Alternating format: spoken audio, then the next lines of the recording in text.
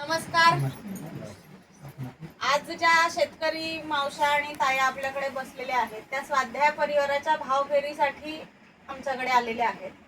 तर एवढ्या सगळ्या जणी अनेक वर्षापासून देवाचं नाव घेतायत, स्वाध्यायाचं काम करतायत. तर त्यांच्या जगण्यामध्ये शेतीमध्ये काय फरक पडला, जसं पडला आहे का, अशा गप्पा मी त्यांच्याशी मारणार आहे. तर मी नाव सांगायचं आणि गाव सांगायचं आणि आता काय पिकवलं ते असं एकीने सांगायचं. तिथे बघून मोठ्याने सांगा. माझं नाव शालिनी चंद्रकांत पाटील, गाव पण सांगा. नांदरे.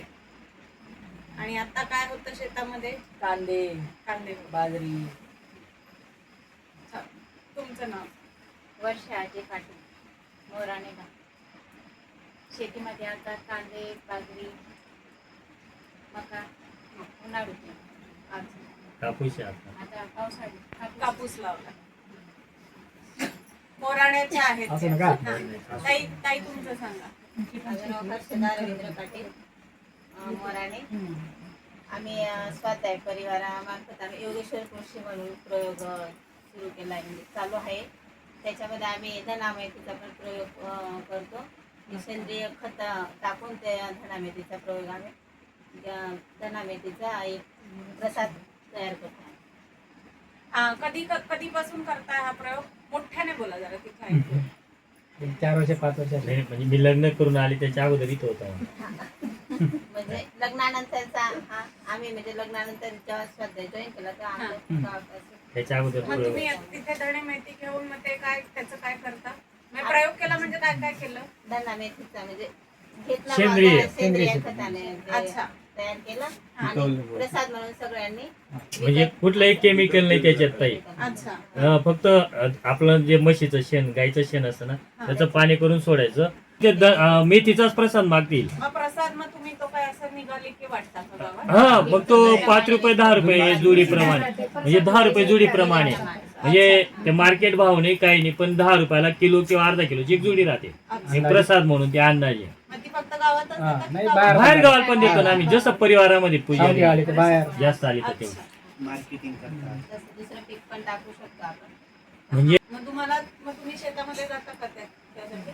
मग तुमचं नाव? उषा भिकाखेरी, गाव नांदे. तुमच्या शेतीमध्ये कांदे आणि मका टाकलेला.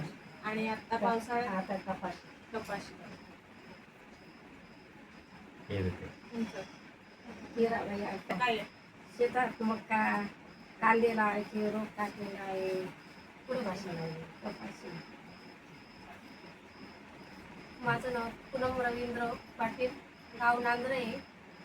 मी मजूर करते. माझं शेत बरोबर. दुसऱ्यांना दिली आहे, तरी मी स्वाध्यायमध्ये गेले तर मला आता बरं वाटतंय. सध्या जय योगेश्वर. तुमचं सांगा. माझे नाव मीराबाई रमेश पाटील, गाव नांदे. आम्ही शेती काम करतो. आमच्या शेतात उन्हाळ्याचं कांदे होते, आता मक्का टाकायचा आहे. आता पाऊस झाला तर पेरायचं बाकी आहे का? हां, अजून पेरायचं बाकी आहे, लावायचे.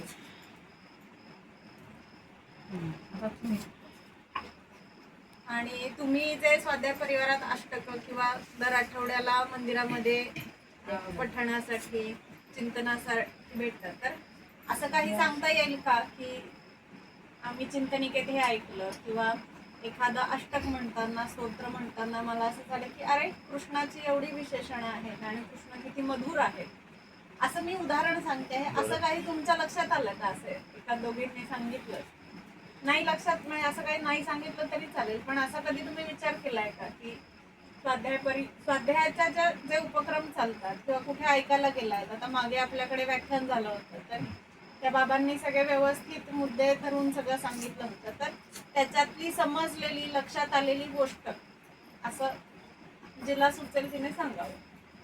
काय शिकायला भेटतं स्वाध्याय मा ते विचारलं माहिती. आपल्या जीवनामध्ये विकास बदल मोठ्याने सांगा थोडं. बोला. सांगा बोला. बोला ना ते बोला. ताईंना सुचले, ताई सांगा तुम्ही. सांगा बोला मग. स्वाध्यायामध्ये म्हणजे नुसतं कर्मकांड भक्ती नाही करायची आपल्याला, तर निस्वार्थ भक्ती करता बघ स्वाध्यायामध्ये, की सर्वजण टाईम टिफिन आणि तिकीट घेऊन, स्वतःचं टाईम टिफिन आणि तिकीट घेऊन आपण स्वाध्याय करतो.